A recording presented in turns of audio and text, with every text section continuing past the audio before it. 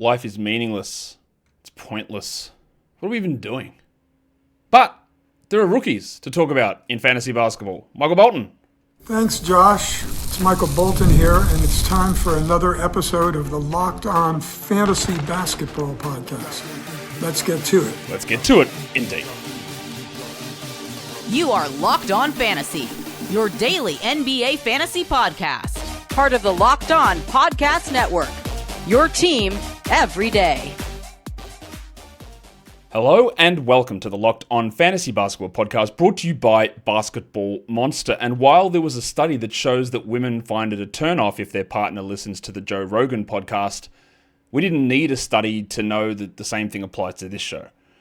I'm also the lead fantasy analyst at basketballmonster.com, and today's episode is brought to you by Game Time. Download the Game Time app, create an account, and use the code LOCKEDONNBA for $20 off your first purchase. Thank you also for making Locked On Fantasy Basketball your first listen every day. We are free and we are available on all platforms, which is great because if you need some platforms, then we're often ready to go because I got them. And I'd like to take your thumbs as well. We're talking rookies. We are, of course we are. Why wouldn't we be? Because that's what we do at this time of year. Just have a look at the young guys coming in and just pay attention to, and again, re-center your thoughts, I guess, and reiterate the stats, the history, the value of these players. Now, last season's draft class, and I know that people always say, people always say that it's great or it's bad, and they always get it wrong. They very rarely do get it wrong. Last season's draft was a bad draft. The production from the rookies was bad. And yeah, there are solid rotation players in that draft. That is the case in nearly every draft. There is no actually good players yet, and I don't think there will be any star-level players. This draft, I believe, was quite strong, and there is some quite high-level, star-level guys, including Cooper Flagg. Obviously, he's the main attraction, right? But that doesn't always mean that it means that it's going to be a better season from a fantasy perspective for the rookies, because what's one thing that we know? How does fantasy value translate? What are two of the big factors? Minutes, which is role, and usage. And what happened this season was relatively unprecedented. We had teams who weren't the worst 2, 3, 4, 5 teams in the league jump up into the top 3, grabbing theoretically the best players. So their role is not going to be as clear-cut. They're not going to just waltz onto a bad team, play 35 minutes a night, and take every shot, because the Mavericks were almost a playoff team. They jumped up, and Flagg's a little different. The Sixers, they theoretically could be a playoff team. We don't know the health of these guys, but they're jumping up. The Spurs, okay, they got Wembanyama, they got Fox. They're not a traditional number 2 overall pick.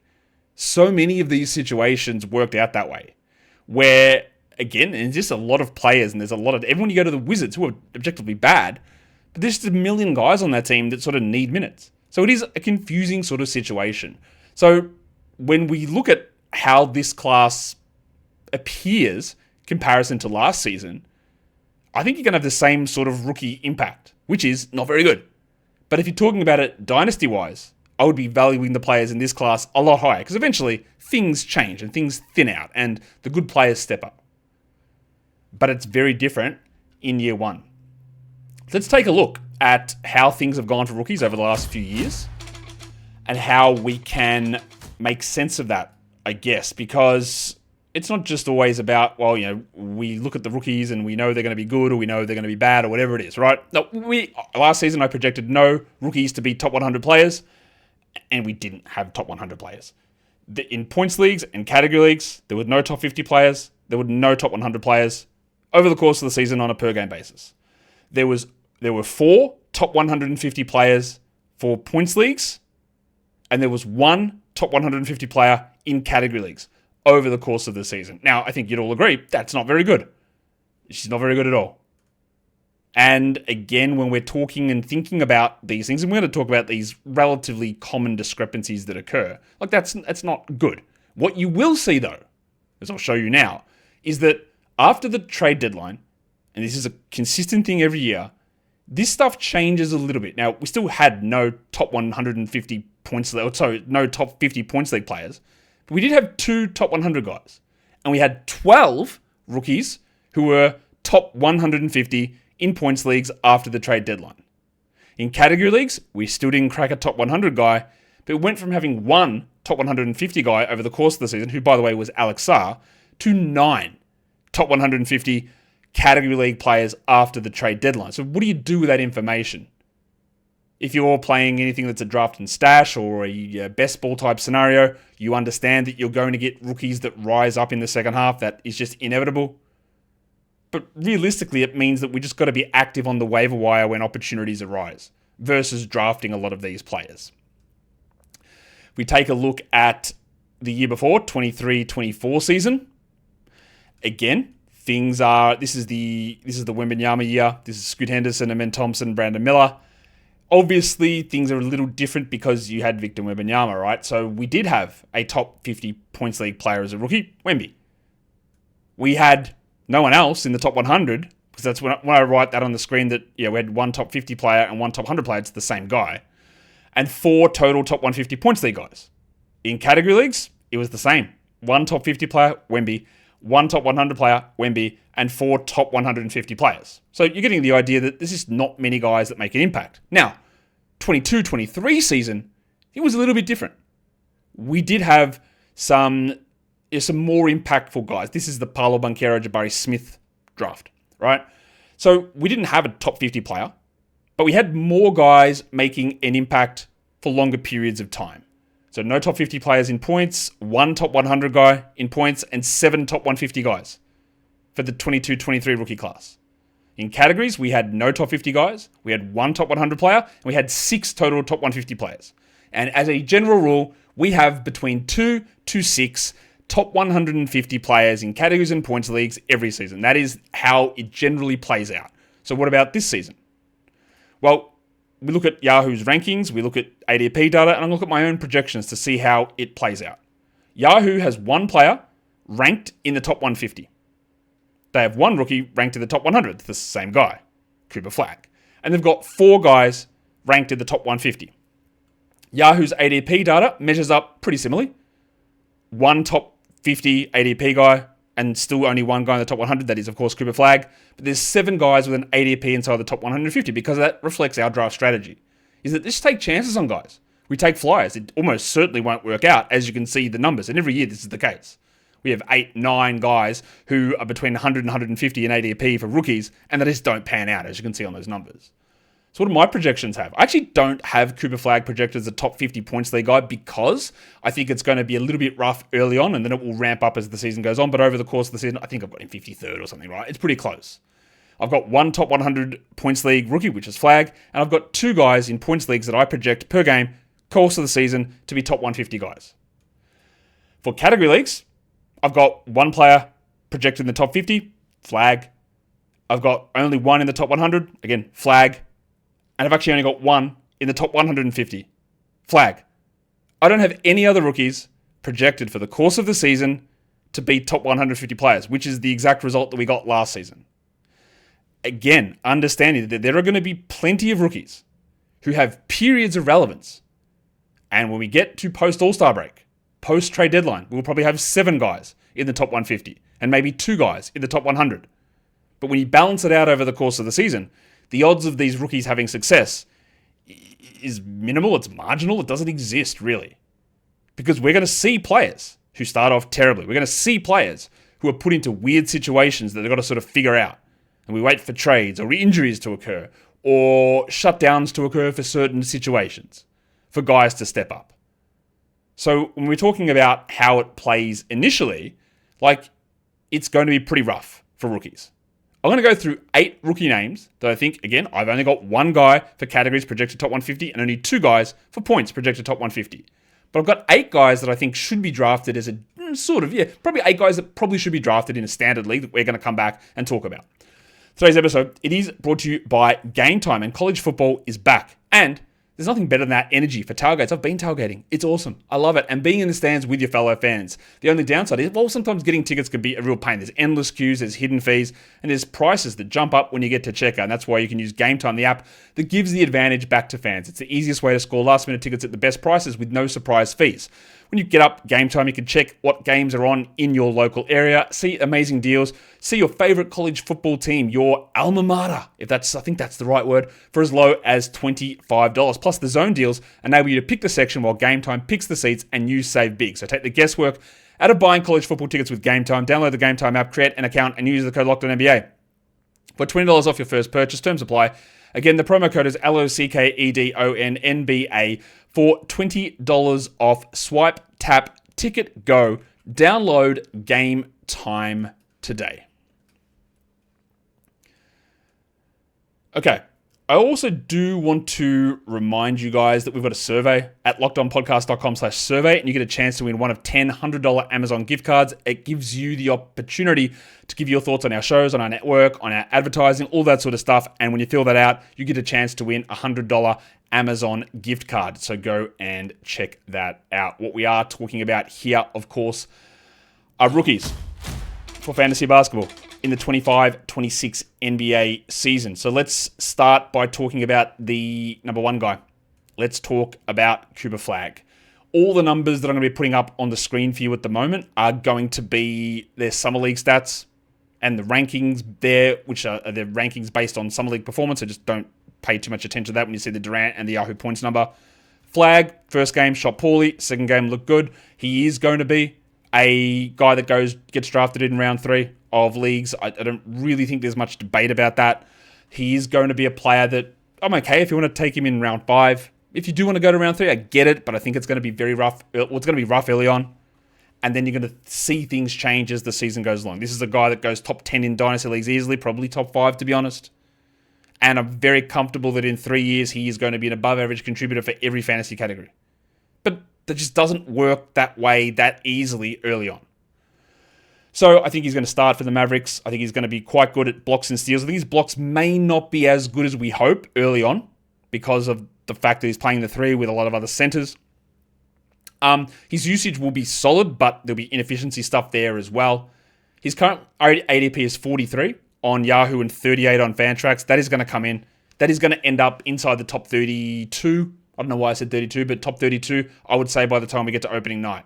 I have him in that, let's say, back end 4th round up until end of the 5th round. Whatever sort of range you want to go with there. I think that's probably a good spot to consider drafting Cooper Flagg. I love Cooper Flagg. I think he's a really, really strong prospect. I don't think he's going to have the same impact that Victor Wembanyama had as a rookie, but he's not going to be that. He will be far off, but he's not going to be that good.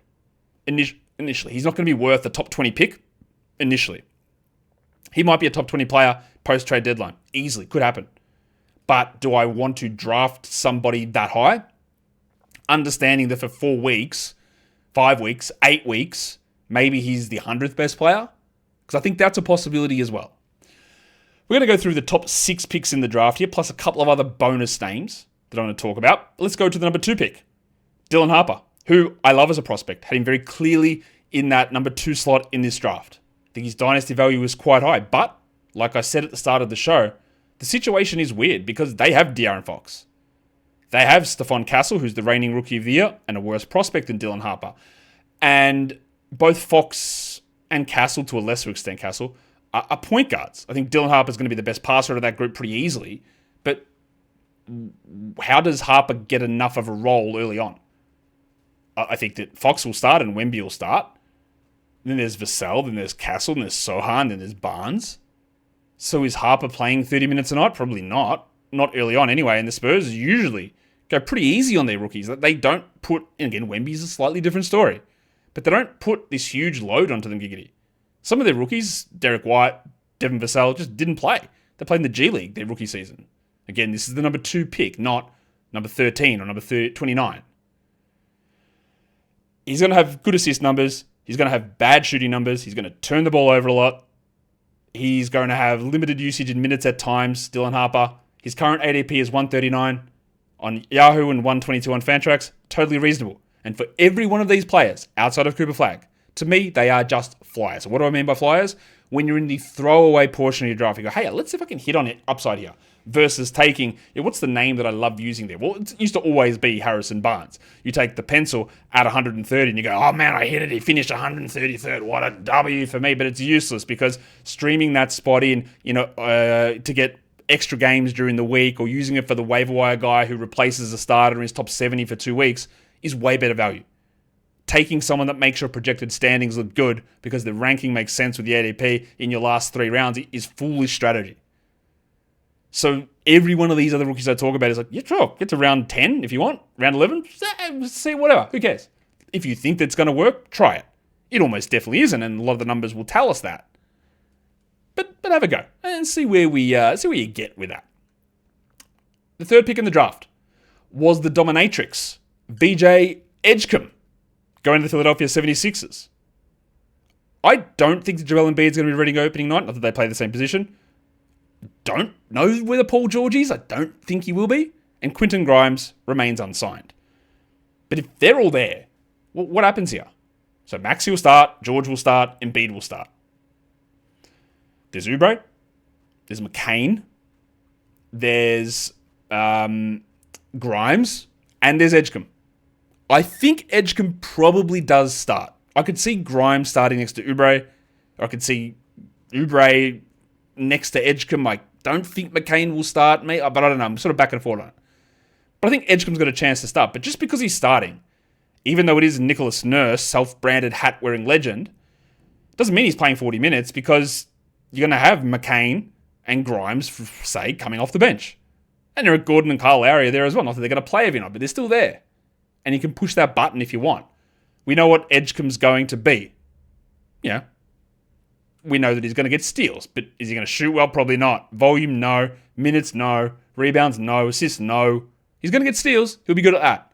And that's valuable. But it's going to be tough sledding. Yahoo ADP, 133. Fantrax, 149. Guess what? You take him as a flyer. These are all, again, it's going to be the constant theme with these players. After we move from the dominatrix, who was the fourth pick in this draft? Well, it's the big areola, Kon Knueppel, who goes to Charlotte. Now, I would hope that the Charlotte Hornets, being as bad as they are, would get Knueppel a solid role. But again, will they? LaMelo Ball, going to start. Brandon Miller, also remember, did not start as a rookie. He did start eventually, but not immediately. LaMelo Ball, Brandon Miller, Miles Bridges, whoever the center is. So what about the other spot? Trey Mann is there? Don't think he'll start. They traded for Colin Sexton. Will he start? Or will it be the big areola, Kon Knueppel? I think he's probably a backup early on, but I don't think it'll take that long for Knueppel to move into that starting group. The problem with Kon Knueppel, who I had really high in this draft, I think he's a really good player, and he's going to be able to produce good fantasy value at some point, is he is one of these guys that takes a very good team to being significantly better. If he's on a bad team, I don't really know how that works. I don't know, can he ramp his usage enough? Will he become more of a primary ball handler? Will he generate defensive stats? Like, I don't know about those things.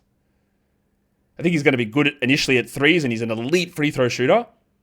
He's going to struggle with usage. He's not going to be a good rebounder. He's not going to get good defensive stats. But again, is there 32 minutes here? And I tend to think no until we get later in the season. His ADP is 146 on Yahoo, and it's 152 on Fantrax. And again, he's a flyer type. If we hear that he is going to be starting, and the same goes with Dylan Harper, the same goes with VJ Edgecombe, you feel a little bit more confident because starting just gives you a bit of a bump to your floor. It bumps your floor value. Instead of being a 20-minute floor, it maybe gives you a 25-minute floor. And it probably bumps your ceiling from 30 to 33. And all that's important. But it doesn't change where I'm drafting guys like Edgecombe or Knueppel or even Harper. Once we hit the end of round 10 or 11 or 12, we pick them. And we see sort of where that goes from there. I've got 4 more guys that I want to talk about coming up. But today's episode is brought to you by FanDuel Sportsbook. The NFL season is almost here. We had a big trade today. Does that change things there with the Packers getting Micah Parsons? Probably does, yeah. FanDuel is making sure you're ready for kickoff with a can't-miss offer right now. All you new customers can bet just $5, and if your bet wins, you'll get $300 redos. That's the biggest one I've ever seen. That's what she said. $300 in bonus bets to use across the FanDuel app. FanDuel can fit however you like to bet. Maybe it's straight ups, It's player props, it's futures, it's same game parlays, it's jumping in live with betting as well. It's quick and easy, and it's the best way to add that little bit more energy or even bragging rights about your knowledge about the NFL once the season starts. So, if you're ready to play, download the FanDuel app now by visiting fanduel.com to get started. That is fanduel.com to place your first $5 bet. Okay, we sit here. We're ready.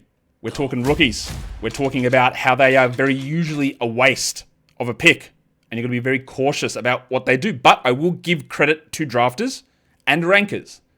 Over the last 2 seasons, they have been very, very pessimistic, rightfully so. They could have come out, and I haven't checked ESPN's, they could be a bit weird. And last year they were with like Reed Shepherd at like 90 and Rob Dillingham at 92. It's like, not happening, guys. Not happening. In fact, maybe I'll have a quick look now. Yeah, so as usual, ESPN's lost their mind with this. They've got 10 rookies ranked inside the top 150. Not even ADP. They've got 10 ranked inside the top 150, including 2 inside the top 100. With Ace Bailey inside the top 100 and Kaman Malawach at 105. Like, what? What's going on here? There's some very, that's, okay. But Yahoo, Fantrax, their ranks, their ADPs, they're all pretty spot on. I think, without giving us the extra, I don't know, the blind faith, I guess, is more of the way of phrasing it. Let's talk the 5th pick, who was ranked 88th on ESPN, which is just like silly. But Ace Bailey. Now, Utah's bad. Utah's going to be bad again. But like I talked about on Locked On Jazz the other day, when I was on with Leaf, and when David Locke was on this show previewing the Jazz, they're bad, but there's still a lot of weirdness here. So who starts? Isaiah Collier, Keontae George, Larry Markkinen, Taylor Hendricks, Kyle Filipowski, Walker Kessler, or Ace Bailey? There's only 5 spots. I think Bailey will start, meaning Filipowski and Hendricks both come off the bench. Maybe. Does Bailey start at the 2? I think that's not right for him, but maybe. Ace, I do think will start. That's my projection. I think he's going to score pretty well. But George and Markkinen are going to be the 2 high usage guys, and Bailey probably fits in 2B to 3. But he's going to have horrid efficiency. I don't think he's going to get many assists or steals. He's going to turn it over, and there's going to be huge holes in his game. Now, he is one of these guys with a fairly sizable discrepancy, Ace Bailey, between his category value and his points value. Points league value, much higher. His ADP on Yahoo, 137. His Fantrax ADP, 147. I'm okay with that. And when I talked earlier on, saying that I had 1 fantasy rookie inside the top 100 for points leagues, and 2 inside the top 150, and that differs to categories. We've only got the 1 guy in the top 150, Flagg. The other guy is Bailey. He's the other guy that I've got inside the top 150 for points leagues.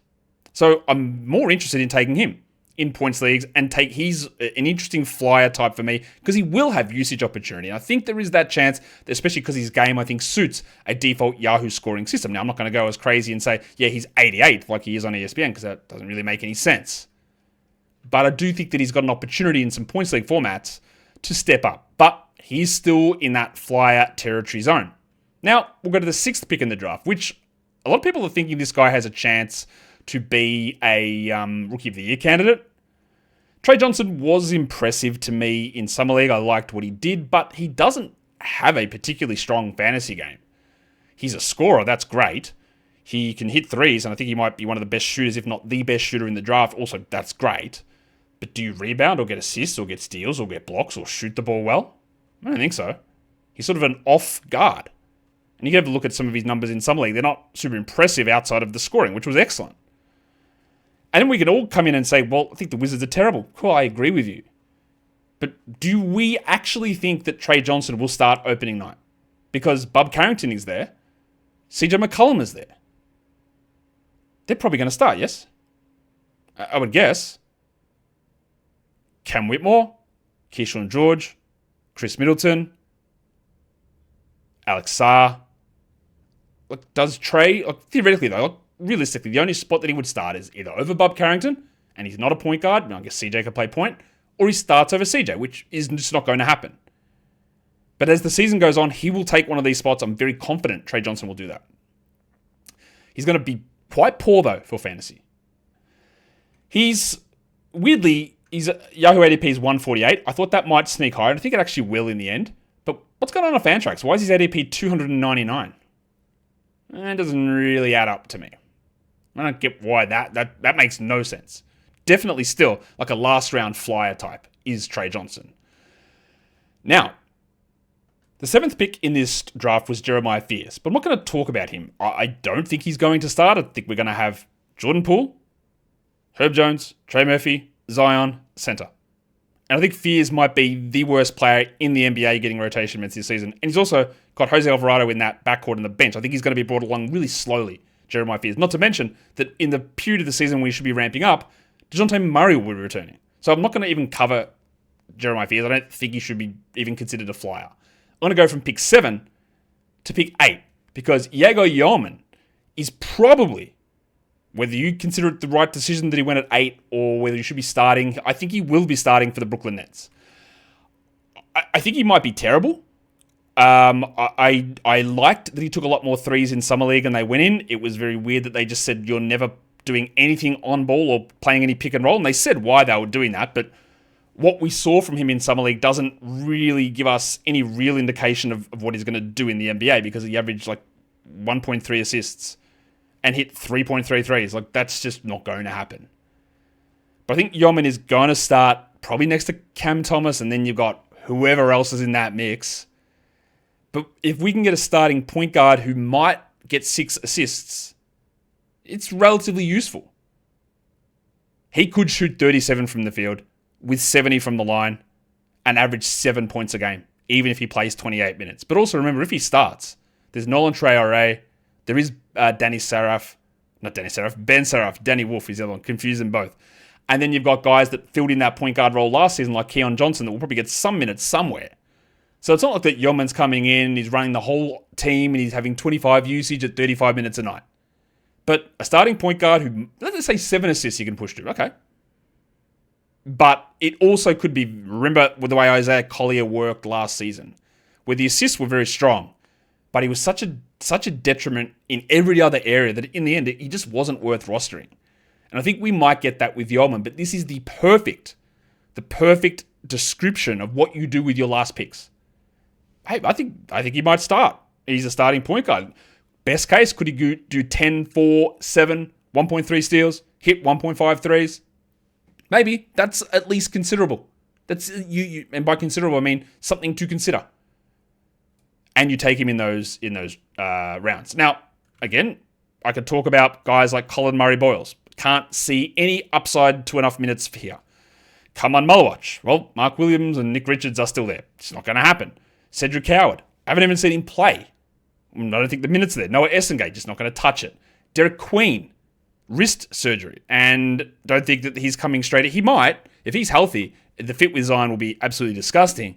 And he will be interesting if we see him in a role where it looks good. Doubt it. But if he is, that's interesting. Could Walter Clayton start? I didn't even mention him when we talk about the Jazz. Hey, yes, maybe.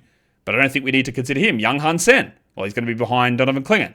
Thomas Sorba's not going to play. Carter Bryant is just going to be bad for fantasy. He's not going to play enough. Johan Berenger won't play. Traore is a backup. Kasparas Yakuchonis, third string point guard. Will Riley, bad. Drake Powell, not going to be good. Asa Newell, no minutes. Nick Clifford, still a bench guy in Sacramento. And then we have to go, I think, into round 2 to find the next player and the last player I want to talk about who is worthy of a selection because, like we said at the start of this show, opportunity, usage, minutes, that is what is really key. And the big cock, Ryan Kalkbrenner, has a chance. Now, don't get this twisted.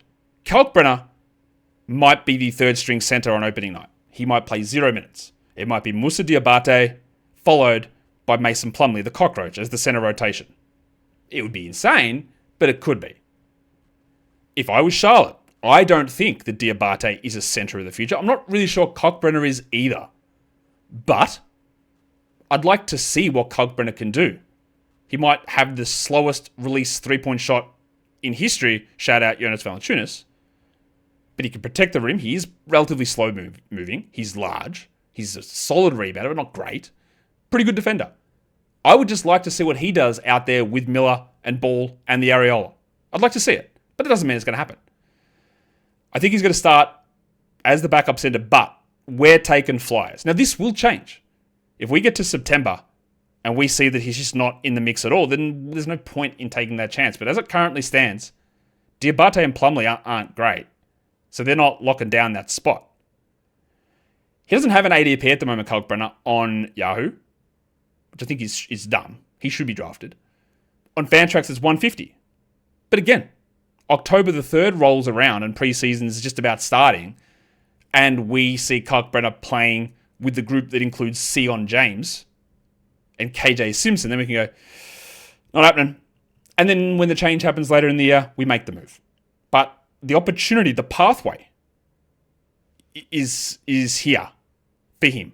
Other pathways will open for other players. Through trades, injuries, weird records, that'll all change. Could be for Derek Queen. Don't know. But as it sits now, the top 6 guys have a path to steady rotation minutes with starting roles, possibly. Yeoman's probably going to start. And then we got Kalkbrenner with an outside shot to start, because I don't really think anyone else is out of this group, unless there's someone I'm just very clearly missing. Now, I did include Dayron Holmes and Nikola Topic in this group of rookies, but they're not touching the sides either. So I don't think we need to worry about those guys. The only thing I want you to worry about right now is just hitting a thumb on the video. Subscribing, leaving your comments down below would be awesome, because that is the rookies done and dusted. People are asking about Locked On Fantasy Basketball. Normally the information for that and the invites and that release in September. I don't know what we're going to do with it this season. I do feel like I'm going to change some of the format. I don't know exactly what's going to happen. So just be aware that I'm pretty sure there's going to be something, but I don't know exactly the formats at this stage. I am very doubtful that we have the big overall final bowl that screwed up last season. I very much doubt that I want to put myself through that again. Just giving you that heads up. Guys, we are done here. Thank you so much for listening, everyone. See ya.